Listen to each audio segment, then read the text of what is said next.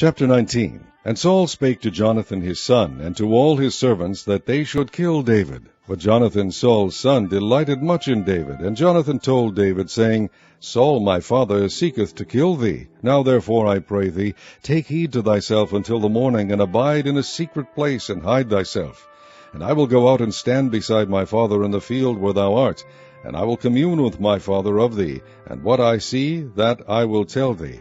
And Jonathan spake good of David unto Saul his father, and said unto him, Let not the king sin against his servant, against David, because he hath not sinned against thee, and because his works have been to thee ward very good.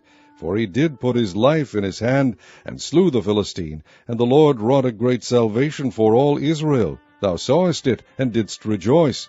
Wherefore then wilt thou sin against innocent blood, to slay David without a cause? And Saul hearkened unto the voice of Jonathan. And Saul sware, As the Lord liveth, he shall not be slain. And Jonathan called David, and Jonathan shewed him all those things. And Jonathan brought David to Saul, and he was in his presence, as in times past. And there was war again, and David went out and fought with the Philistines, and slew them with a great slaughter, and they fled from him. And the evil spirit from the Lord was upon Saul, as he sat in the house with his javelin in his hand. And David played with his hand. And Saul sought to smite David even to the wall with the javelin. But he slipped away out of Saul's presence, and he smote the javelin into the wall. And David fled and escaped that night. Saul also sent messengers unto David's house to watch him, and to slay him in the morning. And Michal, David's wife, told him, saying, If thou save not thy life tonight, tomorrow thou shalt be slain. So Michal let David down through a window, and he went and fled and escaped. And Michal took an image, and laid it in the bed, and put a pillow of goat's hair for his bolster, and covered it with a cloth. And when Saul sent messengers to take David, she said, He is sick. And Saul sent the messengers again to see David, saying, Bring him up to me in the bed, that I may slay him. And when the messengers were come in, behold, there was an image in the bed, with a pillow of goat's hair for his bolster. And Saul said unto Michal, Why hast thou deceived me so, and sent away mine enemy, that he is escaped?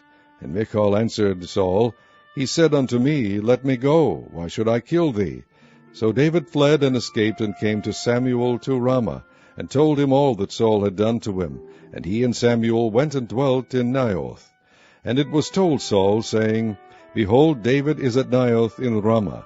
And Saul sent messengers to take David, and when they saw the company of the prophets prophesying, and Samuel standing as appointed over them, the Spirit of God was upon the messengers of Saul, and they also prophesied. And when it was told Saul, he sent other messengers, and they prophesied likewise. And Saul sent messengers again the third time, and they prophesied also.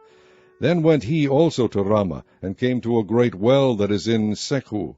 And he asked and said, Where are Samuel and David? And one said, Behold, they be at Naioth in Ramah. And he went thither to Naioth in Ramah, and the Spirit of God was upon him also. And he went on and prophesied until he came to Naioth in Ramah. And he stripped off his clothes also, and prophesied before Samuel in like manner, and lay down naked all that day and all that night. Wherefore they say, Is Saul also among the prophets? Chapter 20. And David fled from Naioth and Ramah, and came and said before Jonathan, What have I done? What is mine iniquity? And what is my sin before thy father, that he seeketh my life? And he said unto him, God forbid, thou shalt not die. Behold, my father will do nothing either great or small, but that he will shew it me. And why should my father hide this thing from me? It is not so. And David sware moreover, and said, Thy father certainly knoweth that I have found grace in thine eyes. And he saith, Let not Jonathan know this, lest he be grieved. But truly as the Lord liveth, and as thy soul liveth, there is but a step between me and death. Then said Jonathan unto David, Whatsoever thy soul desireth, I will even do it for thee. And David said unto Jonathan, Behold, tomorrow is the new moon, and I should not fail to sit with the kings at meat. But let me go, that I may hide myself in the field unto the third day at even. If thy father at all miss me, then say, David earnestly asked leave of me, that he might run to Bethlehem his city, for there is a yearly sacrifice there for all the family. If he say thus, It is well, thy servant shall have peace. But if he be very wroth, then be sure that evil is determined by him. Therefore thou shalt deal kindly with thy servant, for thou hast brought thy servant into a covenant of the Lord with thee. Notwithstanding, if there be in me iniquity, slay me thyself, for why shouldest thou bring me to thy father? And Jonathan said, Far be it from me, for if I knew certainly that evil were determined by my father to come upon thee, then would not I tell it thee? Then said David to Jonathan, Who shall tell me, or what if thy father answer thee roughly? And Jonathan said unto David, Come, and let us go out into the field. And they went out both of them into the field. And Jonathan said unto David, O Lord God of Israel, when I have sounded my father about tomorrow any time, or the third day, and behold, if there be good toward David, and I then send not unto thee, and shew it thee, the Lord do so, and much more to Jonathan. But if it please my father to do thee evil, then I will shew it thee, and send thee away, that thou mayest go in peace, and the Lord be with thee, as he hath been with my father. And thou shalt not only while yet I live shew me the kindness of the Lord, that I die not, but also thou shalt not cut off thy kindness from my house forever, no, not when the Lord hath cut off the enemies of David every one from the face of the earth. So Jonathan made a covenant with the house of David, saying, Let the Lord even require it at the hand of David's enemies. And Jonathan caused David to swear again, because he loved him, for he loved him as he loved his own soul. Then Jonathan said to David, Tomorrow is the new moon, and thou shalt be missed, because thy seat will be empty. And when thou hast stayed 3 days, then thou shalt go down quickly, and come to the place where thou didst hide thyself, when the business was in hand, and shalt remain by the stone Ezel. And I will shoot 3 arrows on the side thereof, as though I shot at a mark. And behold, I will send a lad, saying, Go, find out the arrows. If I expressly say unto the lad, Behold, the arrows are on this side of thee, take them. Then come thou, for there is peace to thee, and no hurt, as the Lord liveth. But if I say thus unto the young man, Behold, the arrows are beyond thee, go thy way, for the Lord has sent thee away. And as touching the matter which thou and I have spoken of, behold, the Lord be between thee and me forever. So David hid himself in the field. And when the new moon was come, the king sat him down to eat meat. And the king sat upon his seat, as at other times, even upon a seat by the wall. And Jonathan arose, and Abner sat by Saul's side, and David's place was empty. Nevertheless Saul spake not anything that day, for he thought, Something hath befallen him, he is not clean, surely he is not clean. And it came to pass on the morrow, which was the 2nd day of the month, that David's place was empty. And Saul said unto Jonathan his son, Wherefore cometh not the son of Jesse to meat, neither yesterday nor today? And Jonathan answered Saul, David earnestly asked leave of me to go to Bethlehem. And he said, Let me go, I pray thee, for our family hath a sacrifice in the city, and my brother, he hath commanded me to be there. And now if I have found favor in thine eyes, let me get away, I pray thee, and see my brethren. Therefore he cometh not unto the king's table. Then Saul's anger was kindled against Jonathan, and he said unto him, Thou son of the perverse rebellious woman, do not I know that thou hast chosen the son of Jesse to thine own confusion, and unto the confusion of thy mother's nakedness? For as long as the son of Jesse liveth upon the ground, thou shalt not be established, nor thy kingdom. Wherefore now send and fetch him unto me, for he shall surely die. And Jonathan answered Saul his father, and said unto him, Wherefore shall he be slain? What hath he done? And Saul cast a javelin at him to smite him, whereby Jonathan knew that it was determined of his father to slay David. So Jonathan arose from the table in fierce anger, and did eat no meat the 2nd day of the month, for he was grieved for David, because his father had done him shame. And it came to pass in the morning that Jonathan went out into the field at the time appointed with David, and a little lad with him. And he said unto his lad, Run, find out now the arrows which I shoot. And as the lad ran, he shot an arrow beyond him. And when the lad was come to the place of the arrow which Jonathan had shot, Jonathan cried after the lad, and said, Is not the arrow beyond thee? And Jonathan cried after the lad, Make speed, haste, stay not. And Jonathan's lad gathered up the arrows, and came to his master. But the lad knew not anything, only Jonathan and David knew the matter. And Jonathan gave his artillery unto his lad, and said unto him, Go, carry them to the city. And as soon as the lad was gone, David arose out of a place toward the south, and fell on his face to the ground, and bowed himself 3 times. And they kissed one another, and wept one with another, until David exceeded. And Jonathan said to David, Go in peace, forasmuch as we have sworn both of us in the name of the Lord, saying, The Lord be between me and thee, and between my seed and thy seed forever. And he arose and departed, and Jonathan went into the city. Chapter 21. Then came David to Nob, to Ahimelech the priest. And Ahimelech was afraid at the meeting of David, and said unto him, Why art thou alone, and no man with thee? And David said unto Ahimelech the priest, The king hath commanded me a business, and hath said unto me, Let no man know anything of the business whereabout I send thee, and what I have commanded thee. And I have appointed my servants to such and such a place. Now therefore, what is under thine hand? Give me 5 loaves of bread in mine hand, or what there is present. And the priest answered David, and said, There is no common bread under mine hand, but there is hallowed bread, if the young men have kept themselves at least from women. And David answered the priest, and said unto him, Of a truth women have been kept from us about these 3 days, since I came out, and the vessels of the young men are holy, and the bread is in a manner common, yea, though it were sanctified this day in the vessel.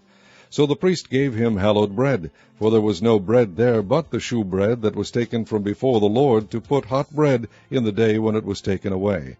Now a certain man of the servants of Saul was there that day, detained before the Lord, and his name was Doeg, an Edomite, the chiefest of the herdmen that belonged to Saul. And David said unto Ahimelech, And is there not here under thine hand spear or sword? For I have neither brought my sword nor my weapons with me, because the king's business required haste. And the priest said, The sword of Goliath the Philistine, whom thou slewest in the valley of Elah, behold, it is here wrapped in a cloth behind the ephod. If thou wilt take that, take it, for there is no other save that here. And David said, There is none like that, give it me. And David arose and fled that day for fear of Saul, and went to Achish the king of Gath. And the servants of Achish said unto him, Is not this David the king of the land? Did they not sing one to another of him in dances, saying, Saul hath slain his thousands, and David his 10,000s? And David laid up these words in his heart, and was sore afraid of Achish the king of Gath. And he changed his behavior before them, and feigned himself mad in their hands, and scrabbled on the doors of the gate, and let his spittle fall down upon his beard. Then said Achish unto his servants, Lo, ye see the man is mad, wherefore then have ye brought him to me? Have I need of madmen, that ye have brought this fellow to play the madman in my presence? Shall this fellow come into my house? And when the people were gathered thick together, he began to say, This is an evil generation. They seek a sign, and there shall no sign be given it, but the sign of Jonas the prophet. For as Jonas was a sign unto the Ninevites, so shall also the Son of Man be to this generation. The queen of the south shall rise up in the judgment with the men of this generation, and condemn them, for she came from the utmost parts of the earth to hear the wisdom of Solomon, and behold, a greater than Solomon is here. The men of Nineveh shall rise up in the judgment with this generation, and shall condemn it, for they repented at the preaching of Jonas, and behold, a greater than Jonas is here. No man, when he hath lighted a candle, putteth it in a secret place, neither under a bushel, but on a candlestick, that they which come in may see the light. The light of the body is the eye. Therefore when thine eye is single, thy whole body also is full of light. But when thine eye is evil, thy body also is full of darkness. Take heed therefore that the light which is in thee be not darkness. If thy whole body therefore be full of light, having no part dark, the whole shall be full of light, as when the bright shining of a candle doth give thee light. And as he spake, a certain Pharisee besought him to dine with him, and he went in and sat down to meat. And when the Pharisee saw it, he marveled that he had not first washed before dinner. And the Lord said unto him, Now do ye Pharisees make clean the outside of the cup and the platter, but your inward part is full of ravening and wickedness. Ye fools, did not he that made that which is without make that which is within also? But rather give alms of such things as ye have, and behold, all things are clean unto you.